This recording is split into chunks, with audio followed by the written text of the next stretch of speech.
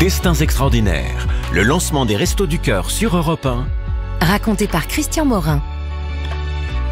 L'histoire des Restos du Cœur, c'est d'abord l'histoire d'un pays en crise, la France, le pays de la bouffe, où l'on ne devrait pas avoir le droit d'avoir faim ni d'avoir froid.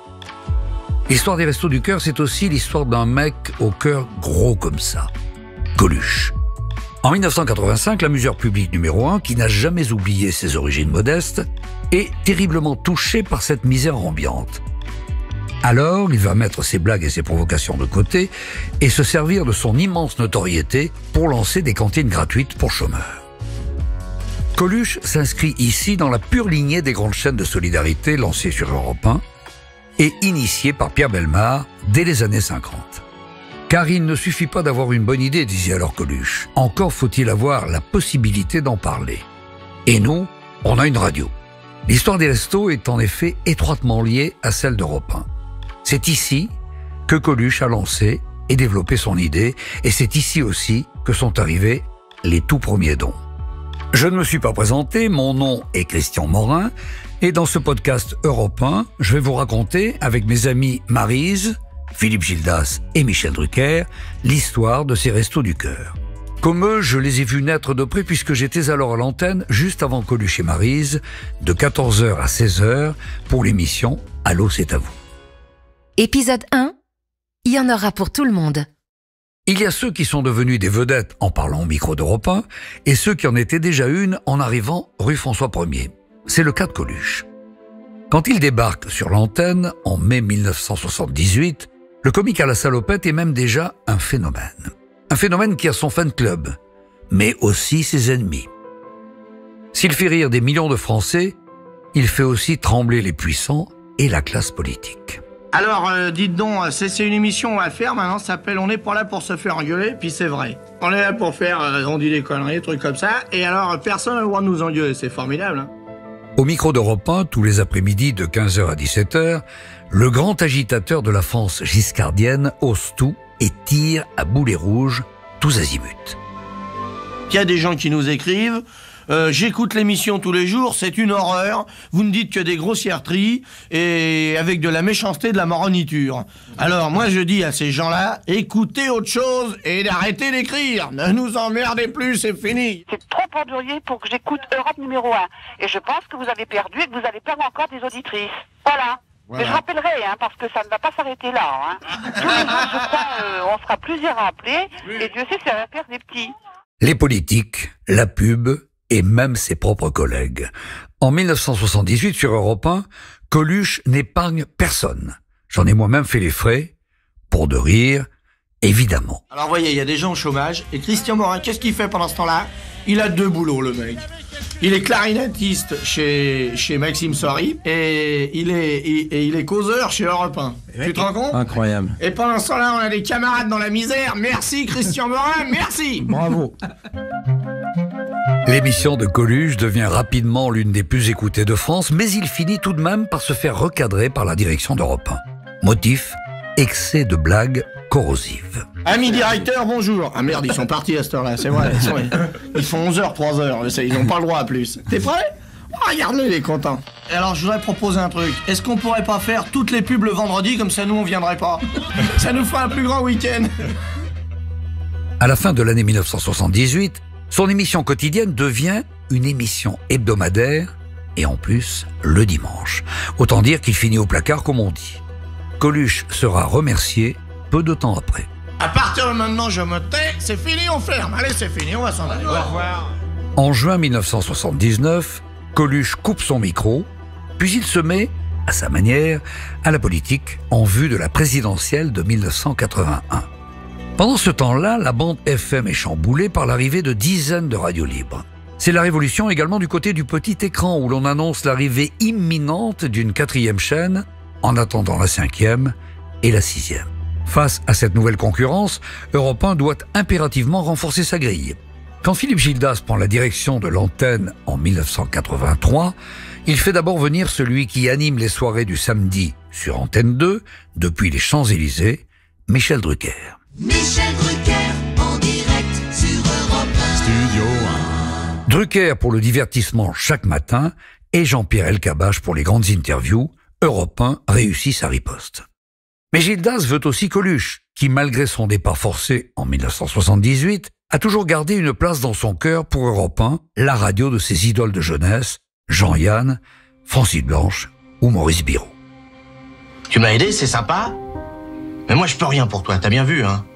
J'ai pas de pognon et je picole. Enfin, mais je t'ai rien demandé, hein?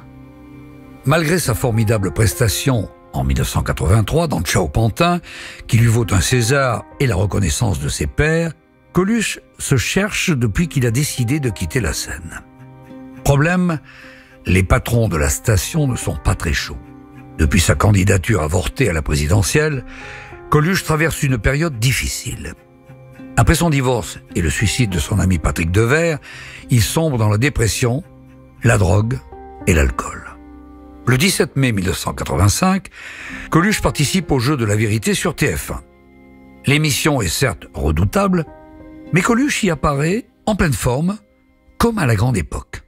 Je vais vous demander, Coluche, de bien vouloir prêter serment, de dire toute la vérité. Vous pouvez pas vous pousser, je vais cracher là, restez pas là.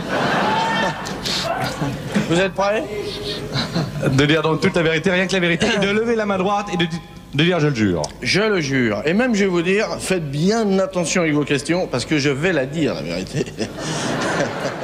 Lorsqu'il répond aux questions sans filtre des téléspectateurs, il se montre drôle, vif, cinglant, étonnant, sincère, juste, émouvant. Bref, sous les yeux de 15 millions de téléspectateurs, Coluche redevient Coluche, un véritable plébiscite. Moi, j'ai arrêté de boire un jour, j'ai failli me noyer dans un caniveau. Je me suis dit que bon, c'était peut-être le moment de s'arrêter. J'ai arrêté la drogue à un moment où j'allais y jouer ma vie et ma carrière, et que j'ai pas eu envie de ça. Et puis, bon, c'est très dur de s'arrêter, il faut avoir des copains qui vous aident. C'est sûr, dans tous les cas. C'est donc un Coluche tout neuf qui est de retour, et Philippe Gildas décide de saisir la balle au bon. Le 13 juin 1985, moins d'un mois après le jeu de la vérité, Gildas organise un déjeuner entre l'artiste et les deux patrons d'Europe 1 dans un palace de l'avenue Montaigne. Ce jour-là, Gildas assure à ses supérieurs que Coluche n'est plus le même qu'en 1978. Il a vraiment changé, assène-t-il, avant d'assurer qu'il peut redevenir le décodeur et déconneur social qu'il a été. Pendant le repas, Pierre Barret et Jacques Abergel se laissent séduire par ce nouveau Coluche. Les deux hommes acceptent de lui accorder un essai d'1 mois, mais à une condition, que Coluche soit embauché à la semaine avec un contrat renouvelable chaque samedi, au cas où il déraperait. Comme le rappellera Philippe Gildas, bien après la mort de Coluche, l'artiste entretenait un rapport très fort avec Europe 1, qu'il trouvait plus jeune et dynamique que les autres radios périphériques. C'est ça qui est fondamental, c'est qu'il avait été si heureux ici de la liberté qui lui a été donnée et du métier qu'il avait découvert les après-midi en étant animateur à l'antenne. Il n'a jamais oublié pendant ces années difficiles là-bas dans les îles où il avait quasiment disparu. Il n'avait jamais oublié la maison, il avait décidé qu'il reviendrait dans cette maison. Et il avait réussi à se sevrer et surtout il avait compris qu'il ne retrouverait pas du travail sur Europe 1 notamment, si vraiment il ne revenait pas encore plus en forme que quand il était parti. Le 8 juillet 1985, à 10h, Coluche entame son premier mois d'essai sur Europe 1 en reprenant le créneau de Michel Drucker, parti en vacances. Coluche, c'était un peu une grenade dégoupillée, quoi. Il y avait Coluche qui faisait peur, mais il y avait des proches aussi, il y avait surtout le Luron. C'est vrai, il faisait peur, mais on s'aperçoit maintenant avec le recul qu'on a fait pire depuis, hein. Non, mais il était grossier, jamais vulgaire. Il est temps maintenant de retrouver Coluche et Brigitte sur leur plage François 1er. À vous. Pour ce grand retour sur Europe 1, Coluche a l'idée de faire déverser un immense tas de sable devant les locaux de la radio, rue François 1er. C'est sur cette plage improvisée sur laquelle sont dépliées des chaises longues et plantées des parasols que l'humoriste retrouve son micro chéri. Bonjour mesdames, messieurs, dames, bonjour messieurs, dames de la radio. Alors voilà, nous voici de retour, comme on dit. Et alors je voulais prévenir d'abord que ceux qui croiraient que je reviendrai pour me faire encore virer se gourrent. Enfin si, je viens pour rester un petit peu. En coulisses, Coluche apparaît aussi optimiste que fiévreux. Les vacances sont finies, elles m'ont fait du bien, je sens que je vais me remettre au boulot. Qu'est-ce qu'on va leur mettre ? L'émission porte donc bien son nom puisqu'elle s'appelle « Il y en aura pour tout le monde ». La revue de presse, il n'y a rien aujourd'hui. L'Humanité fait sa une sur le comité directeur du Parti Socialiste. Il n'y a qu'eux qui s'y intéressent pratiquement. Je veux dire que l'Humanité dérange plus beaucoup de gens puisqu'il n'y a plus que 6 pages. Pas le journal dont il faut se servir pour faire pisser le chien, ça passe à travers et ça abîme la moquette. Pour cette nouvelle aventure, Coluche fait équipe d'abord avec Brigitte en juillet, puis avec Maryse au mois d'août. A priori, tout oppose le turbulent comique et l'élégante et tendre meneuse de jeu, Maryse, qu'il l'appelle affectueusement Mimi. Il fallait quelqu'un comme ça qui puisse adoucir un peu le tout. Donc je crois qu'il m'a choisi un peu pour ça. Mais c'était pas simple, hein, parce que évidemment, alors je lui ai dit, écoute, Mimi, j'étais Mimi le plus gentil à l'antenne, hein, d'accord. Il se refaisait une image là. Hein, oui. Ok, les blagues comme tu veux, mais les blagues scatologiques, je peux pas, je supporte pas. Donc si tu fais ça, moi je sors du studio, puis je rentre quand t'auras fini. C'est comme ça qu'il fallait le prendre, parce que sinon c'était compliqué. Donc il m'a dit, bon, ok, donc si vous dites ça à Coluche, il va en remettre une couche, évidemment. Donc, je sortais, et puis quand je suis revenue, je sortais 3 secondes, et quand je suis revenue, il m'a dit, bon, écoute, on va faire autre chose. Je vais te donner un poète-poète, je vais t'acheter un poète-poète, demain tu l'auras, et puis dès que je déborde, tu fais poète-poète. Et ce poète-poète a été le gimmick de l'émission. Voilà. Alors, tu peux nous montrer un peu, alors ? Alors, ça commence par celui-là. Dis donc, ça, c'est pas Les petits, c'est le c'est bébé. pas la grande forme, hein, ça. Hein. C'est de quelle émission, ce poète-poète, là ? C'est pas la grande corbeille, ça ? Oui, la grande corbeille ! Oh là là ! Ah Ça, oui, c'est mais- à l'opérette, hein, celui-là. Attends, pour finir par...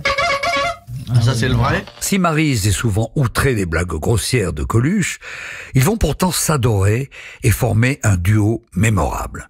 Selon Maryse, je la cite, Coluche était à la fois touchant et invraisemblable de manque d'affection. Sa gouaille, dit-elle, avait quelque chose qui ressemblait à des larmes. Bon, alors j'ai une petite histoire qui est gentille, si vous voulez, pour bien commencer la journée, pour être en forme. Gentil. C'est un vieux clochard, il est écroulé avec une vieille clocharde, et le vieux clochard, il dit à la vieille clocharde, dis donc, Huguette, regarde si ma braguette est ouverte. Alors elle fait, non, pourquoi ? Ah merde, c'est dommage, je pisse. Oh. Bon, bravo, à faire des... Ah, elle est mignonne, merde. Il y a même pas couille ni poil. Alors, c'est pas des gros mots, pisse. Ouais, alors, dis donc. Eh, il faut rougir à chaque fois qu'on pisse, alors merci, hein. Moi, j'arrête de boire, hein. Salut Coluche. Eh ben dis donc, hein. C'est bien qu'on t'entende plus souvent, hein. C'est vachement chouette. Alors tu vois, ceux qui comprennent pas ton parler, ben c'est que je pense qu'ils sont bêtes. Parce que je pense que tu peux pas faire des rigolades sur des choses qui sont banales. Ceux qui disent que ça leur plaît pas, c'est peut-être justement parce que devant les gens ils font des manières, et puis que derrière, ils se font bien la pêche. Alors continue comme ça mon Coluche, t'es mon pote.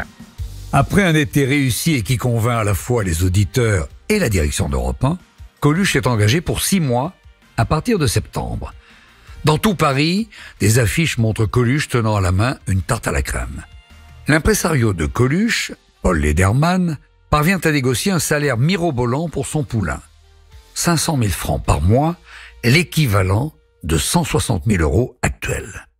Mais c'est un excellent investissement. Dans les cours d'école comme dans les hautes sphères de l'État, tout le monde en parle.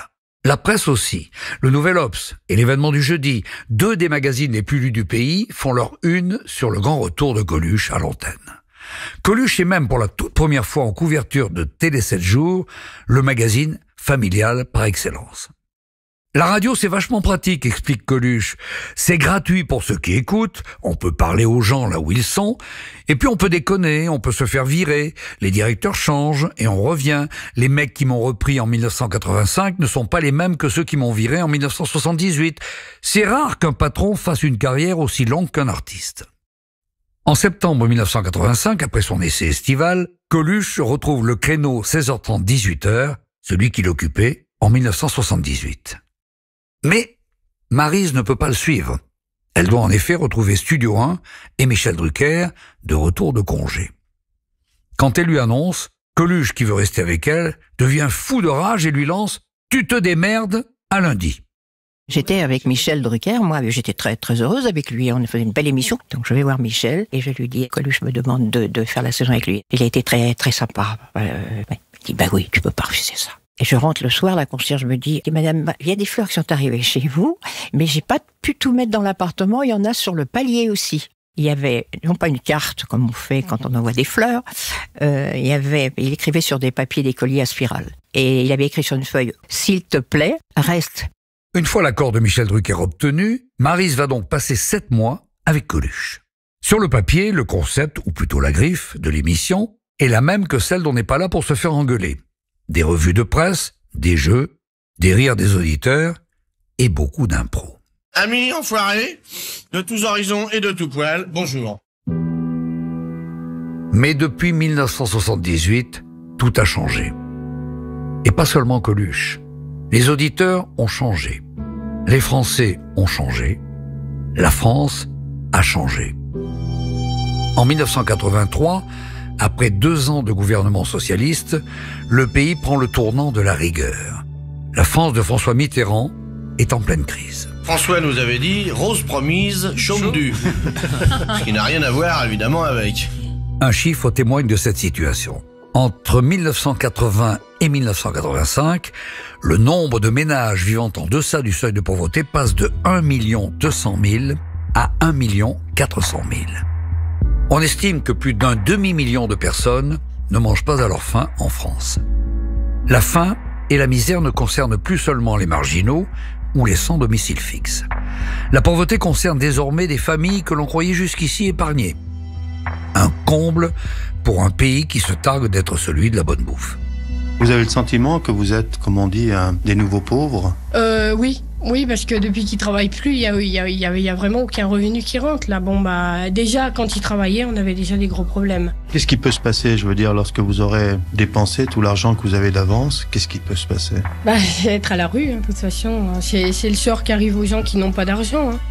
La crise, le chômage ainsi que l'inaction des personnalités politiques sont des sujets fréquemment abordés dès les premiers numéros de Y en aura pour tout le monde.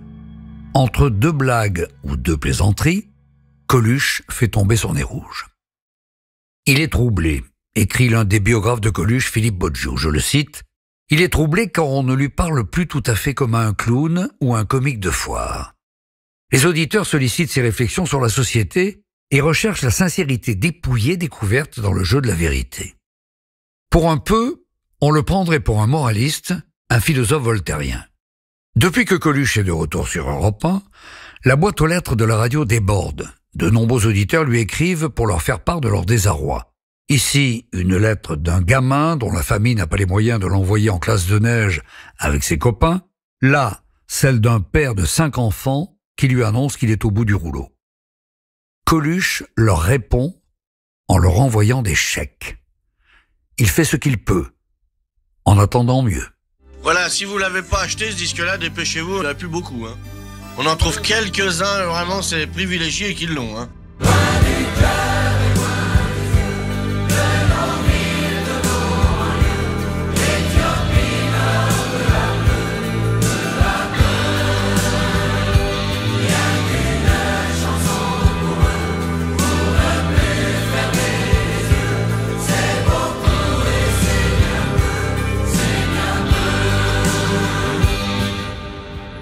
Au début de l'année 1985, Coluche a fait partie des Chanteurs sans frontières, ce collectif d'artistes créé pour venir en aide, en chanson, aux Éthiopiens ravagés par la famine. Un jour, un auditeur lui glisse à l'antenne « C'est très bien ce que vous avez fait pour l'Éthiopie, mais savez-vous qu'en France, il y a des gens qui ne mangent pas à leur faim. Vous entendez ? Chez nous, ici, pas à leur faim. » Coluche laisse alors un blanc à l'antenne. Le roi de la répartie est d'abasourdi. Il ne dit rien. C'est avec le souvenir encore frais de cette intervention que Coluche comparait le 19 septembre 1985 devant la 14e chambre correctionnelle de Paris. Il est accusé de délit d'outrage à agent. 6 mois plus tôt, il avait couvert d'insultes le gardien venu lui demander chez lui de déplacer sa voiture en stationnement irrégulier. S'il est vêtu ce jour-là d'une veste de soie rose bonbon, Coluche arbore un sérieux inhabituel. Il formule ses regrets devant le substitut du procureur, mais le policier et le tribunal ne veulent rien entendre. « Accepteriez-vous une condamnation à un travail d'intérêt général ?» demande le président de la Cour. « C'est ce que je fais tous les jours », répond Coluche. « Le métier que je fais est un métier de générosité. Mais bon, je veux bien faire un peu de jardinage dans un jardin public. » Dans ce cas, la Cour vous condamne à 60 heures de travaux d'intérêt général. Coluche acquiesce tout en étant tout de même un peu sonné, pour ne pas dire étonné. Sans le savoir, la justice a mis la machine en route. Lorsqu'il sort du tribunal sous les applaudissements, Coluche commence à ruminer sa vengeance. « Je vais les faire leurs heures, et même plus que ça », lance-t-il. Moins d'une semaine plus tard, il lancera un appel historique au micro d'Europe 1. Retrouvez tous les épisodes de Destins extraordinaires consacrés au lancement des Restos du Cœur sur le site Europe 1, l'appli et toutes vos plateformes d'écoute.